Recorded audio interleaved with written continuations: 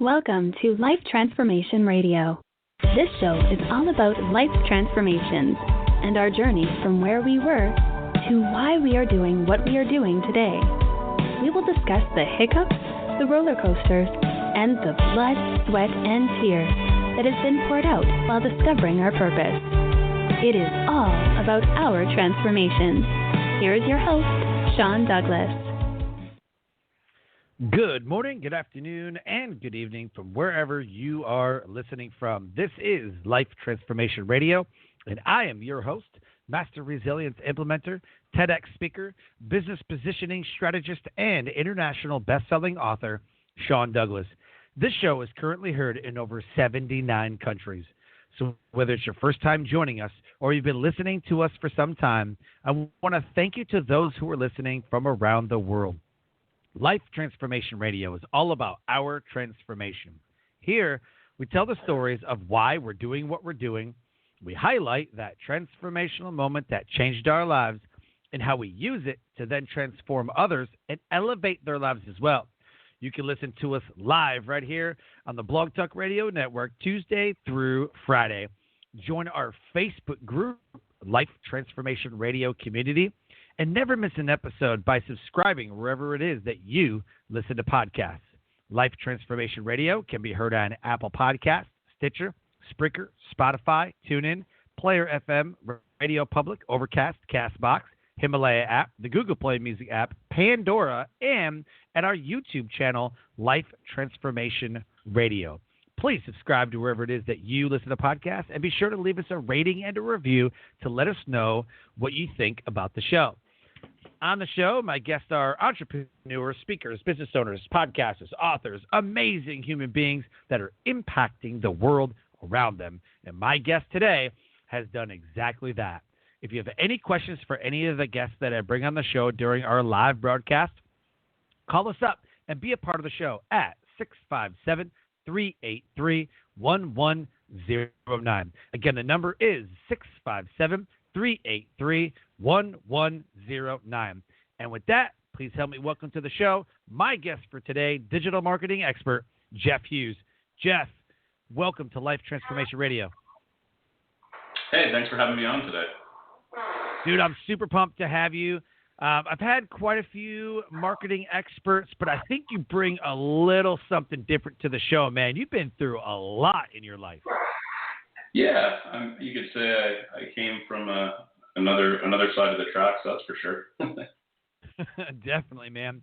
I've watched your videos, I've checked you out, and man, I'm pumped to have you on the show. So the title of this episode is An Entrepreneur's Journey with digital marketing expert, Geoff Hughes.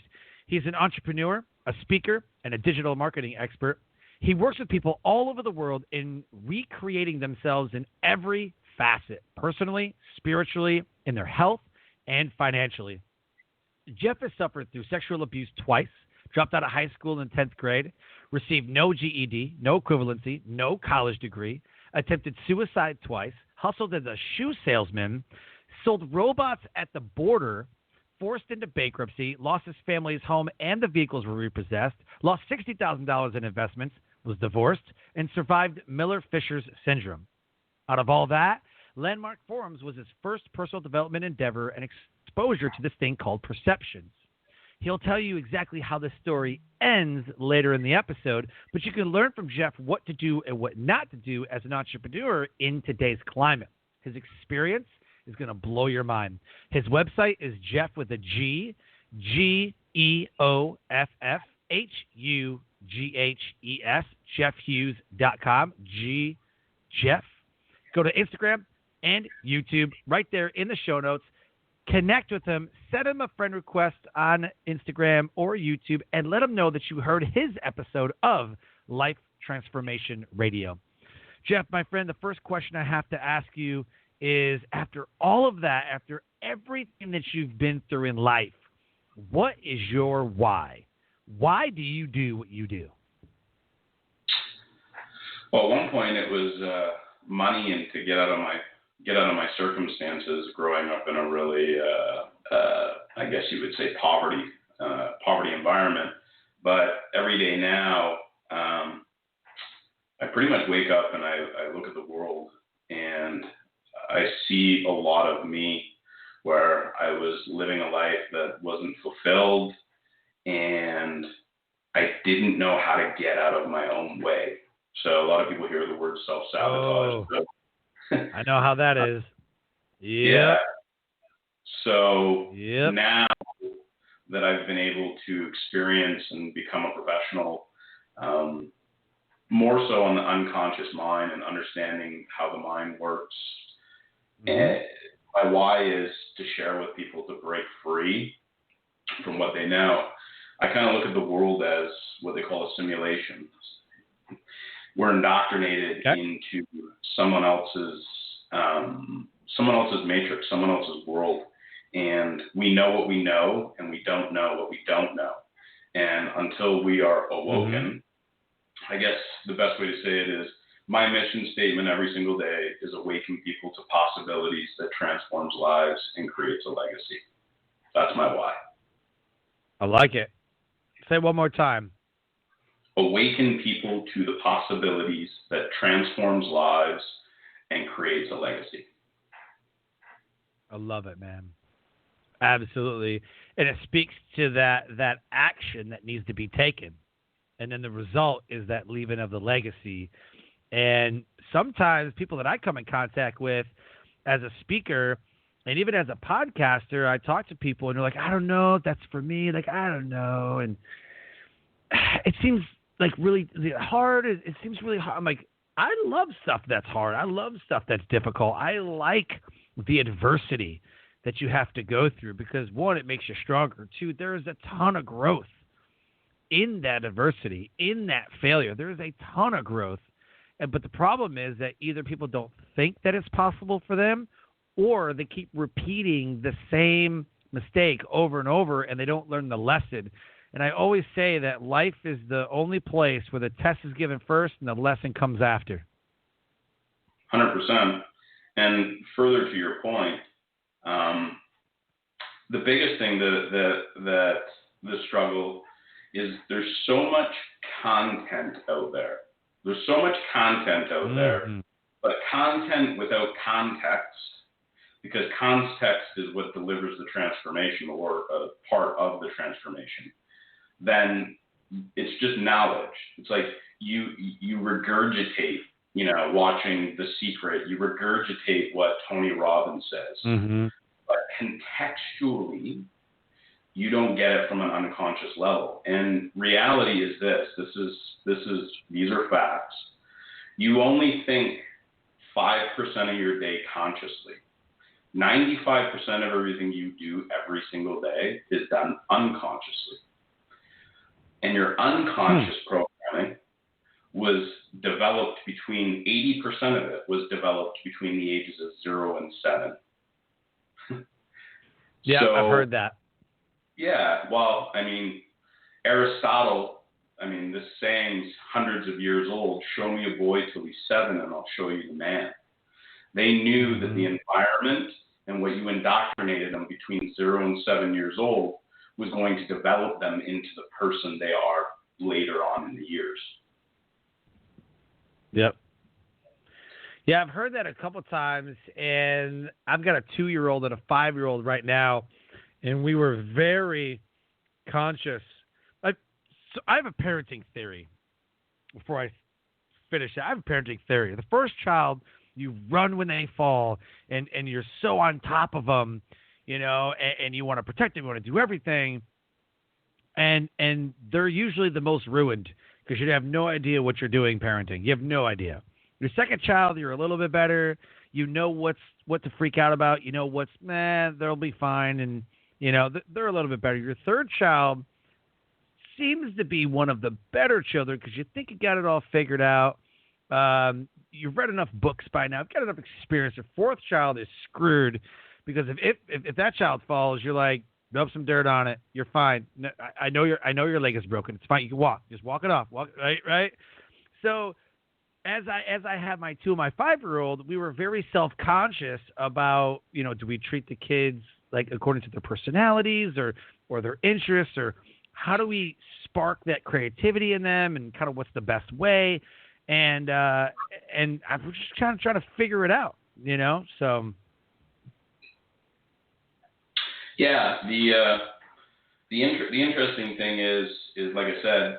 So for the most part, where I stumbled was I was basically recreating the environment that I lived in between 0 and 7, and didn't even know why I was being who I was being. I didn't know why I was responding. I didn't know why I was getting upset at things.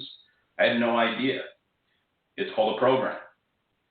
And that's how we build our identity. Our self-image is based on majority between the ages of 0 and 7. That's 80% of it. And that's where we build our beliefs about the people, places, and the world around us, and including us. And those beliefs, as we call it, or our story, are the ones that drive our behaviors. And I have a firm belief, and I've proved it to myself over and over again. You can't be anything outside of who you believe yourself to be. You can never outperform your belief inside yourself, because that's what self-sabotage is. Self-sabotage is what you say you want goes against who you believe yourself to be. And that was where I struggled for almost all of my years. And in my experience and what I've seen is that's what's stopping everybody. I shouldn't say everybody, majority of people from getting true fulfillment and delivering what they deserve and what they say they want in their life. Yeah, I learned in business. I built my first business in 2004 and brought it over to just over 600K in yearly revenue. And what I learned after building 4 businesses and cycling a couple times is that people usually don't pay for more than the value of what they think they're worth, and people won't invest in more than they think they are worth. So for me, I was living a rock star lifestyle. I thought that I was awesome. I thought that, I could just be that, the band, right? Like you always talk about like rock and roll bands and the party lifestyle. Like that was me. That was who I was portraying myself to be. And I was buying up everything and I was like, yeah. And then other times, they're like, well, we need this new equipment. I'm like, no, we can't buy it. We already have it. We're not going to buy new stuff. We'll just repair the old stuff. And so I was frugal sometimes, but then I'd blow like, a couple $100 bar tabs.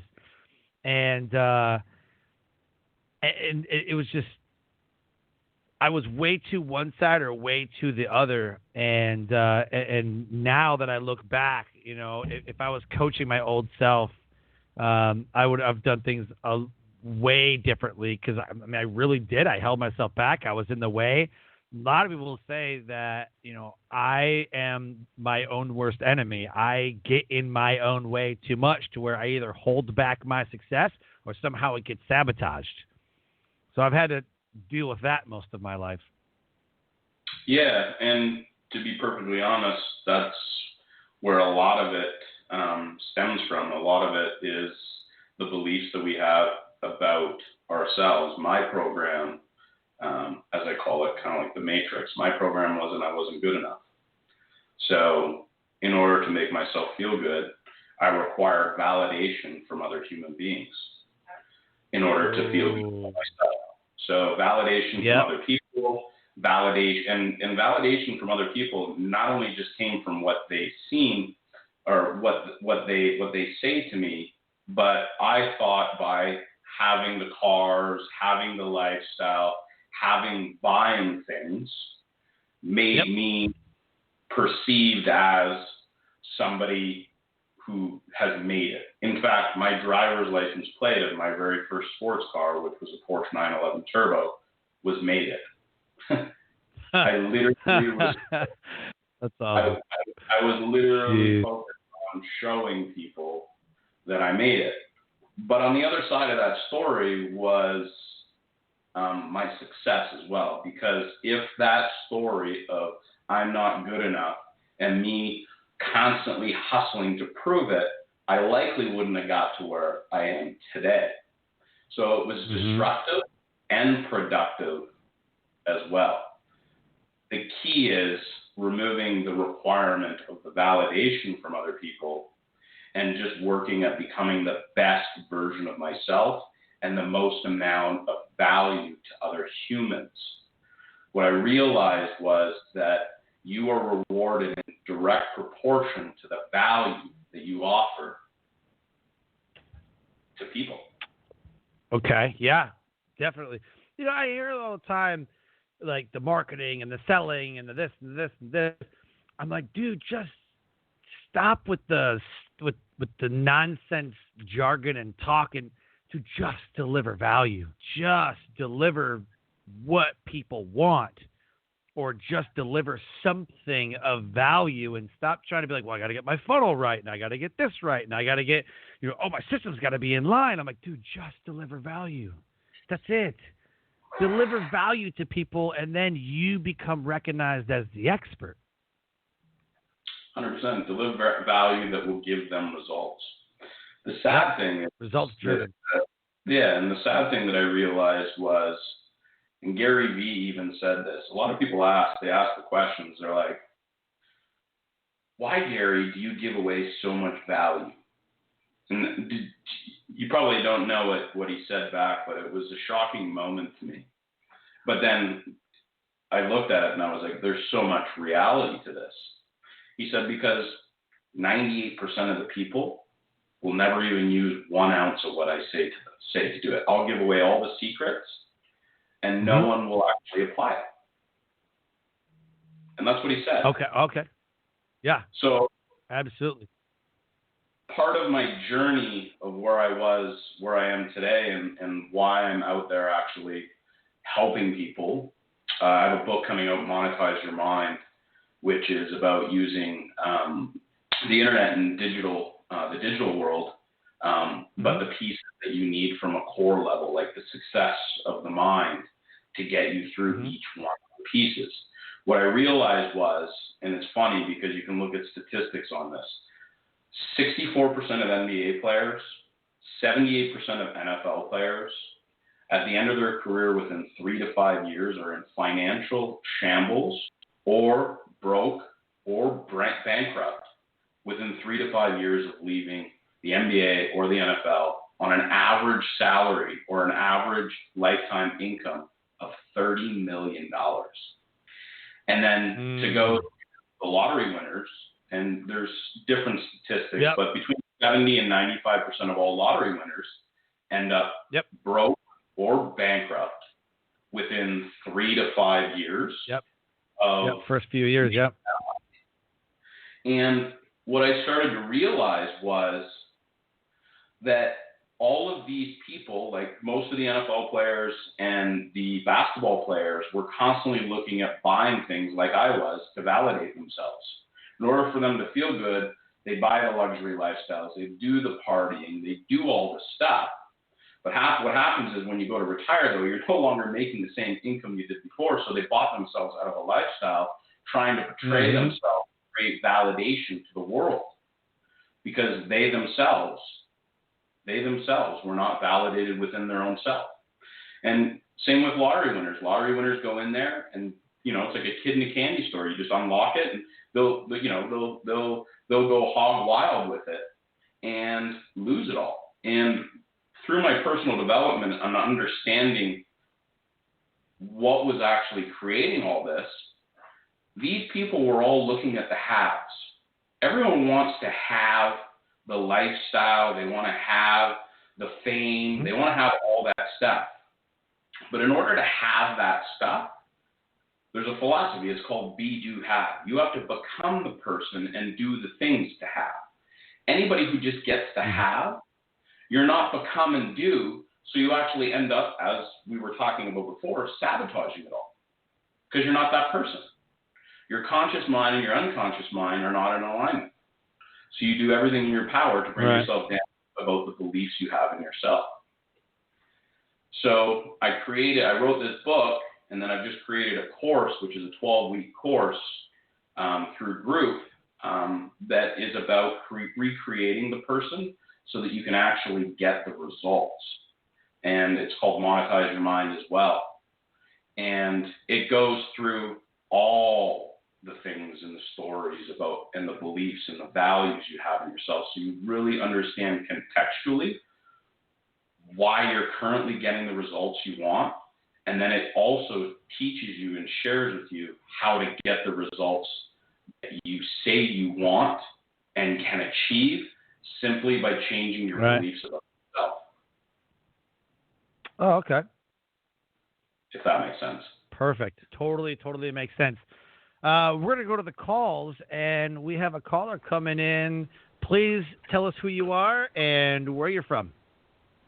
Hi, my name is Hugh. I'm calling from Ashland, Virginia. I'm originally from New York. I'm a global visionary. I love what both of you were saying, and I know you're getting very close to touching on it, but I haven't heard it said yet. But this is what I'm working on, is bringing spirituality and unconditional love into global economics, education, politics, religion, and more, and transforming all that and rooting out corruption at the same time, also empowering women and indigenous people globally to manifest a better future in the present. So I compliment you on bringing forth all your stories, because it's from our life experiences that we can make a choice of either going negative or positive. So the law of attraction is not limited. You put your own limits on it, so why not bring love into your heart, not religion, but spirituality, and align that with the Creator, and anything is possible. I'd love to share my name, because I can validate what both of you have been talking about through all my bizarre life experiences, and my last name does already have global recognition in the food service field. I'm really looking to feed people body, mind, and spirit, and I love what you were saying about businesses too, because I say that today you can have the best company, the best products and services. It's no longer enough. You have to be good to your employees, your customers, the environment, and give back to the community in ethical, legal, moral ways, because as people wake up to the fact that election day is every day you buy a product. If you're buying lead-based painted toys out of China through Walmart, your kids don't have a choice, but you do. A lot of people don't know. It's verifiable on the internet. A few years ago, Walmart paid a fine of $82 million for dumping pesticides down storm drains. What's to stop from doing it again or doing something else until they get caught? We are when we wake up enough to look at who we're buying from. So I'd love to share my name just so you can see who I am. Hugh's a longtime listener of the show, and he's called in a couple times. So thank you, Hugh. I appreciate your support. No. Yeah. Thank you, Hugh. Yes, thank you very much.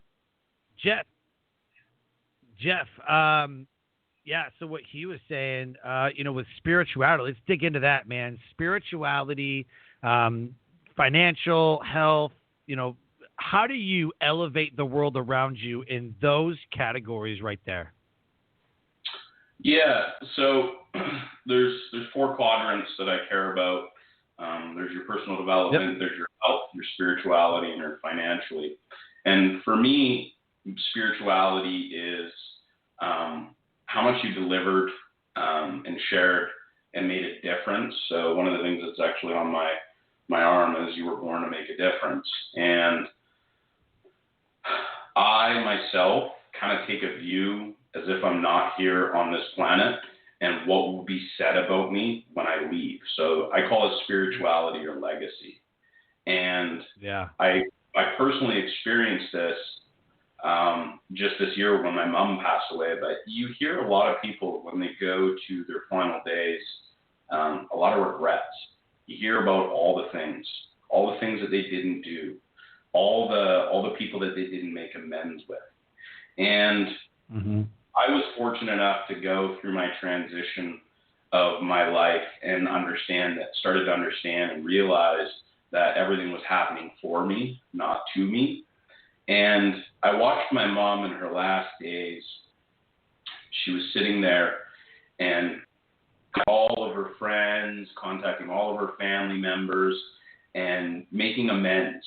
Spending her last days just letting everyone know that she was sorry and she wished she would have done. And then when it came to me, because my mom and I, again, I grew up in a single mom on welfare, and she didn't have the skills. I mean, she just didn't know. She knew what she knew, and she didn't know what she didn't know. And to be perfectly honest, I'm extremely grateful for the life that I lived, because I wouldn't be where I am today. So this was something that was like a huge thing for me. So on her last days, and I was sitting there, and she looked over to me, and for her, I would be the one person where she kind of wanted to lay out all the regrets and say that she's sorry. And as she was in her literal final days that she could even speak, she said, "Jeffrey, I just want to, you were like the last person I wanted." And I said, "Listen, I just want to stop you there." I said, "I wouldn't be where I am. I wouldn't have these five beautiful grandchildren." And I said, "I wouldn't have got that Porsche 911. I wouldn't have made $1 million. I wouldn't be making an impact on the world if you weren't my mom." And she stopped at that very, very, very, very moment, because regret is a powerful thing. For her, I can only just imagine how powerful for her to make amends with me.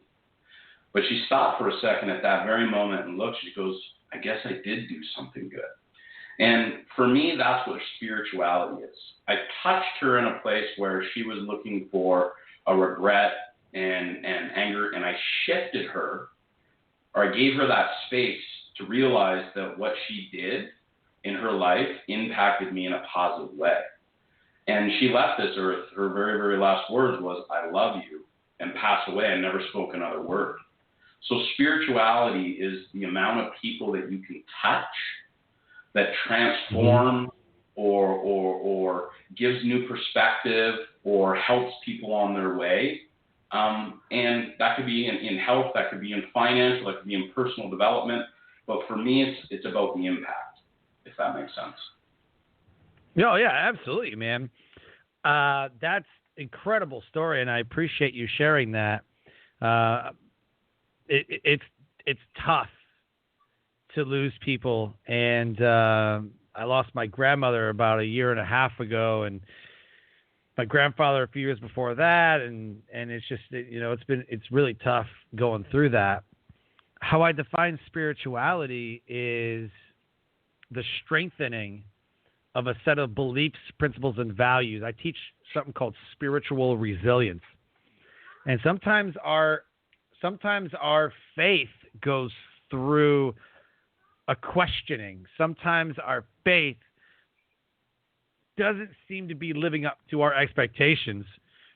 And I say that faith is not you not believing. It's not the absence of doubt, right? It's not you not believing. Faith is not the absence of doubt. Faith is the overcoming of that doubt. And therefore, spirituality and spiritual resilience is your ability to strengthen your set of beliefs, principles, and values that you have, while religion is the exercising of those beliefs, principles, and values that you have, whether it be at a church, in a mosque, or wherever you want to exercise those beliefs at, organized religion, whatever. So that's kind of where I'm at with that, is spirituality is just a strengthening of a set of beliefs and principles and values that you have. So it's nothing saying that you have to be religious in order to be spiritual. It's just have that inner spirit in you, that those beliefs and principles that you carry. 100%. Believing that there's something bigger than yourself.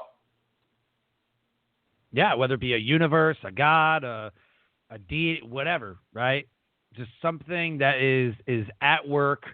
And, people want to talk about, I have faith, and I have a friend of mine who is completely against religion. It's fake, and there's no God. And then I'm like, okay, if you say so. And what he says is like, "Oh man, I have faith that happens." You can't have faith, dude. You don't believe in God. And he's like, "Oh, whatever, man, whatever." And we just kind of go back and forth. I think I'm getting in his head a little bit, but people believe in and they go, like you said before, they get in their own way, or they believe ways that certain ways are the only way. If you ever hear in business that this is the way we've always done it, they're already doomed. That's my opinion. They're already doomed. What do you think? Yeah, I mean, things are constantly changing, right? Oh yeah. Change is inevitable. Growth is optional. So you can either grow with the change, or you can watch the change and basically be stuck where you're at. Constantly evolving, constantly understanding, constantly taking the knowledge that you're learning and applying it in your life where you see fit. And business certainly is that. Like, if you see what's going on right now in the digital world, you see these huge businesses that for years and years and years were dominating the retail and the brick and mortar businesses. They're going out of business now. Why? Because they didn't adapt. They didn't grow with the changes. They didn't see where people were going. They didn't understand the marketplace. So, very well said. If you're sticking to that terminology, you're certainly setting yourself up for a surprise down the road. Let's just say that. Yep, absolutely, man. So, if someone wants to work with you, what do they have to look forward to? What is it that you're going to do for them inside of your business and the transformation that you're going to give them? Yeah, so I guess the best way to do it is to give feedback based on some of the people that I've worked with. The biggest thing, I guess, in a nutshell, the transformation that I perform for people, or that I share with people and give them space to do it themselves, is to see who they are, to see where they want to go, and become the person, believe in themselves as the person that can get those results. And it is the most challenging when you're shifting your identity, because your actual unconscious mind requires an identity as survival. And my fellow students that have gone through my program, they say it's like being put through a blender and coming out as a margarita. Nice. It's a challenge, but nothing in life worth getting is easy. Let's just put it that way. So 100%. Yeah. So that's why I came out with the Monetize Your Mind. So just so everyone knows, I built a program that was an 8-week program, and I took them through real humans first for a year through beta, just to see what the results were, tweaked, had real life people, entrepreneurs, employees, you name it, a wide variety of different people. And watching the people at the end of it, it was just amazing. Better relationships with their spouses, their moms, their dads, their businesses flourishing. And none of that would have happened if they didn't change the belief about themselves. And that's the transformation that you can look for, is that whatever a man can conceive and believe, he can achieve, as long as, for sure, as long as the belief about it within himself is in alignment with what he wants. For sure. Yeah, I 100% believe that, man. Absolutely. So we always end the show with a takeaway for the audience. So what is the one thing that you want the audience to know and understand about your journey, everything that you've been through, and the entrepreneurial world?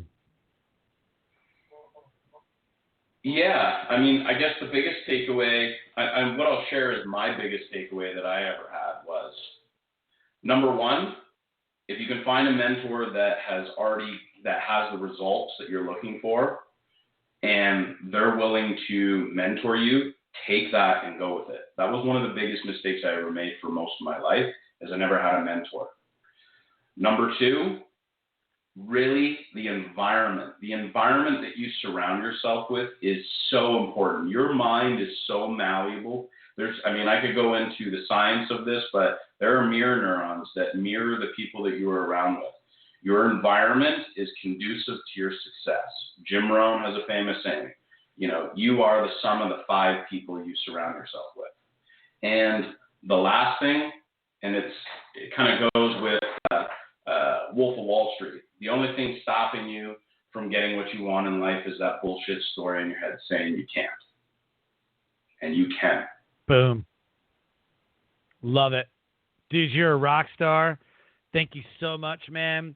I'd like to have you back. I feel like we just like barely got into the deepness of what you do and your story, and you have so much to give. And what's the best place that people can find you and hook up with you? They can find me on my site. I've got an ebook on there, which is basically the healthy habits of the top 1%. I studied all the top 1% in the world, and it gives the science behind, as well as actionable items to actually put and transfer in your life. Instagram, YouTube, I'm about to just put out 30 motivational videos, all produced and done by me, not cuts of everyone else, and things that will really turn the needle for you to get what you want in your life. So all those places you can find me, Facebook, of course, as well. Perfect. Awesome, man. Thank you so much for being an amazing guest on the show, man. Thank you for having me on the show. It was amazing. Love sharing this, and love your show. Thank you, man. Thank you so much, man. Would love to have you back at any time. Absolutely. Not a problem at all. Yeah, man. Life Transformation Radio listeners, an amazing guest impacting the world around him. If your social media sucks, if your marketing sucks, this is the guy. He is an entrepreneur, speaker, and digital marketing expert. Connect with him at geoffhughes.com, Geoff, geoffhughes.com. Connect with him on Instagram. Check out his YouTube videos. Get inspired and learn from Geoff what to do and not to do in entrepreneurs' climate today. With that, I close the show by saying live your brand. Find opportunities every day to live out the core values that you hold deep in your heart. And I call this living your brand. So until next episode, live a great life.